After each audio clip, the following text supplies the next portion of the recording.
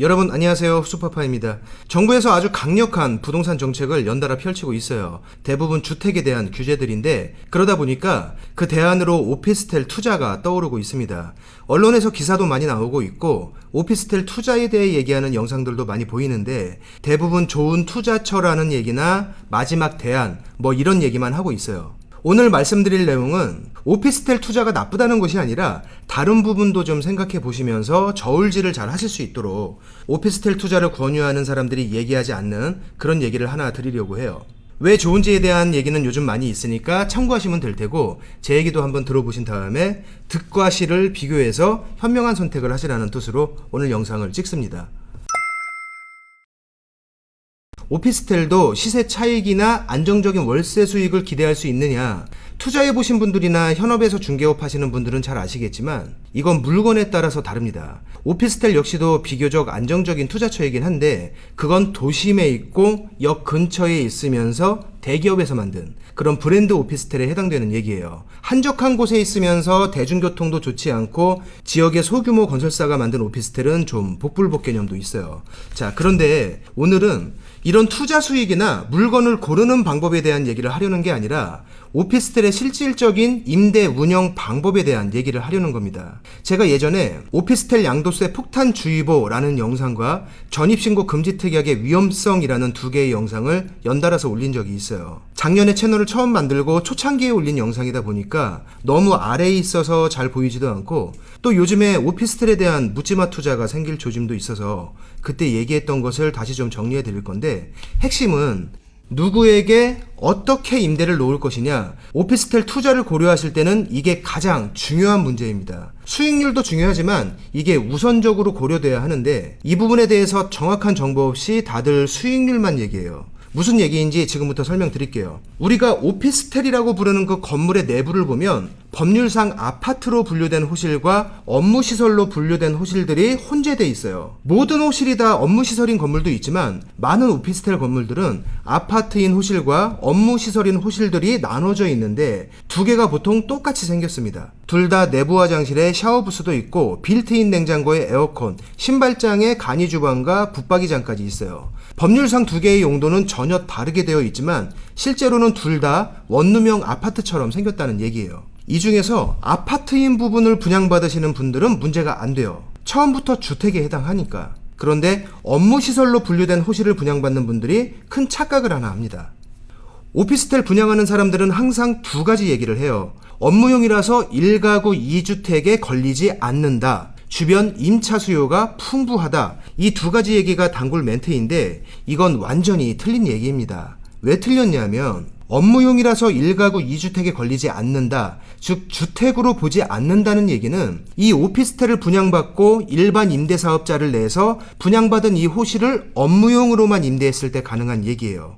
그리고 주변 임차 수요가 풍부하다는 말은 업무용으로 사용할 임차인들이 풍부하다 이 얘기가 아니라 주거용으로 사용할 임차인들이 풍부하다는 얘기입니다. 두 개를 하나씩 따로 보면 각각 틀린 얘기는 아니지만 이 두 가지는 절대로 같이 사용하면 안 되는 홍보 문구예요. 다시 말씀드리면 풍부한 임차 수요를 제대로 누리려면 주택으로 사용할 임차인을 받아야 하는데 그럼 이 오피스텔은 업무용으로 인정받을 수 없고 업무용으로 인정을 받아서 1가구 2주택에 안 걸리려면 업무용으로 사용할 임차인에게 세를 줘야 하는데 그렇게 된다면 임차 수요가 풍부하지 않은 거예요. 도심에 있는 오피스텔에 보시면 대부분의 업무용 호실들이 실제 업무용이 아닌 주거용으로 사용되고 있습니다. 거기를 업무용으로 사용할 임차 수요는 그렇게 많지 않아요. 아직도 이렇게 생각하는 분들 계시겠죠? 실제로 주거용으로 사용할 임차인에게 세를 줬더라도 임차인이 전입신고만 하지 않는다면 주택으로 사용한 근거가 없고 주택으로 사용한 근거가 없다면 주택으로 보지 않는 것이 아니냐. 이 논리가 과거에는 맞았고 지금은 틀리다고 제가 예전 영상에서 엄청 강하게 설명했어요. 임대사업자가 임대한 업무용 오피스텔에 대해서 과거에는 주택으로 사용했다는 적극적인 증거를 잡아야만 주택으로 취급했는데 최근에는 업무용으로 임대했다는 제대로 된 근거를 소유자가 제시하지 못하면 양도시에 이 오피스텔을 주택으로 취급한다고 말씀드렸습니다. 그 설명을 드리면서 오피스텔 2채를 가지고 임대사업자를 낸 사람이 실제로는 전입신고 안 하지만 주거로 사용하는 사람한테 임대했다가 1가구 1주택 비과세에 해당하는 진짜 주택 하나를 매도하는 과정에서 이 오피스텔 2개 때문에 1가구 3주택자로 취급받은 상담 사례를 얘기했습니다.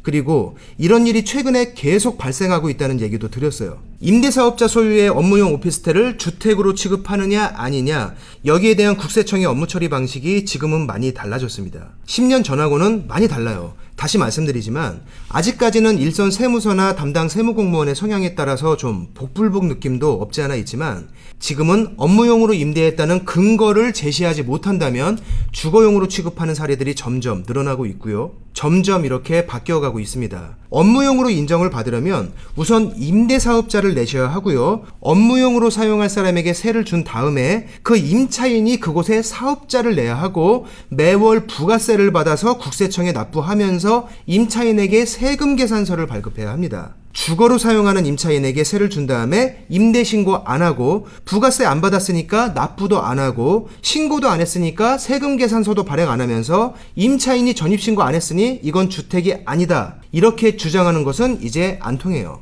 즉 도심에 있는 오피스텔에서 임차 수요가 풍부한 건 업무용으로 사용할 임차인이 많다는 게 아니라 주거용으로 사용하는 임차인이 풍부하다는 얘기고, 주거용으로 세를 놓으면서 풍부한 임차 수요를 누린다면 나중에 업무용으로 인정 못 받고 주택으로 취급받을 가능성이 지금은 아주 크다는 얘기예요. 왜?